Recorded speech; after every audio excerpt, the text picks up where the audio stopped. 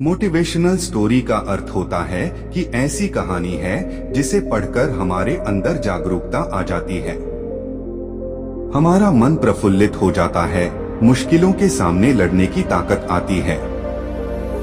हर किसी के जीवन में मुश्किलें आती है, परंतु हमें कभी भी हार नहीं माननी चाहिए। इसी प्रकार इस ब्लॉग में कई सारे मोटिवेशनल स्टोरी के बारे में बताया गया है, जिसे पढ़कर आपके अंदर एक अलग प्रकार की जागरूकता आ जाएगी। एक समय की बात है, एक राज्य में एक प्रतापी राजा राज करता था। एक दिन उसके दरबार में एक विदेशी आगंतुक आया और उसने राजा को एक सुंदर पत्थर उपहार स्वरूप प्रदान किया। राजा वह पत्थर देख बहुत प्रसन्न हुआ। उसने उस पत्थर से भगवान विष्णु की प्रतिमा का निर्माण कर उसे राज्य के मंदिर में स्थापित करने का निर्णय लिया और प्रतिमा निर्माण का कार्य राज्य के महामंत्री को सौंप दिया।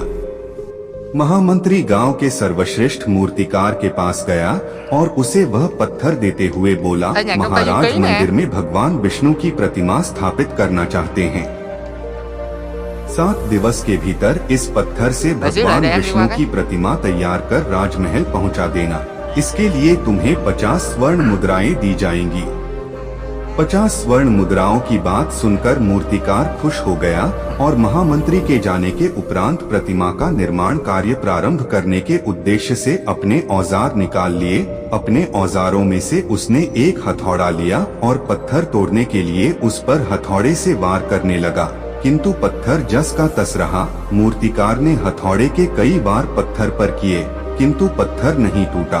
50 बार प्रयास करने के उपरांत मूर्तिकार ने अंतिम बार प्रयास करने के उद्देश्य से हथौड़ा उठाया, किंतु यह सोचकर हथौड़े पर प्रहार करने के पूर्व ही उसने हाथ खींच लिया कि जब 50 बार वार करने से पत्थर नहीं टूटा तो अब क्या टूटेगा।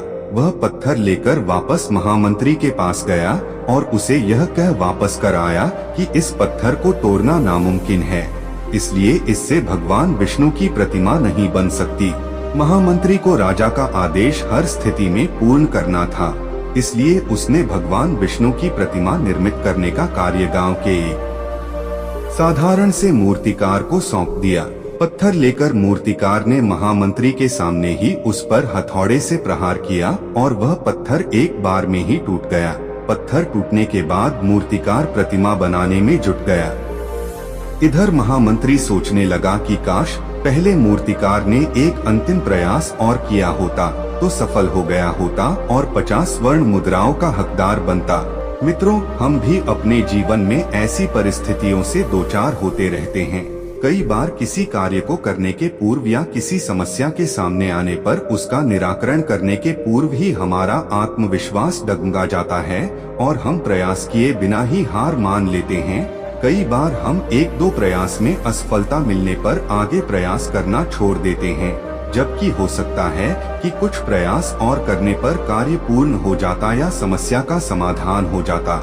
यदि जीवन में सफलता प्राप्त करनी है तो बार बार असफल होने पर भी तब तक प्रयास करना नहीं छोड़ना चाहिए जब तक सफलता नहीं मिल जाती। क्या पता जिस प्रयास को करने के पूर्व हम हाथ खींच ले वही हमारा अंतिम प्रयास हो और उसमें हमें कामयाबी प्राप्त हो जाए।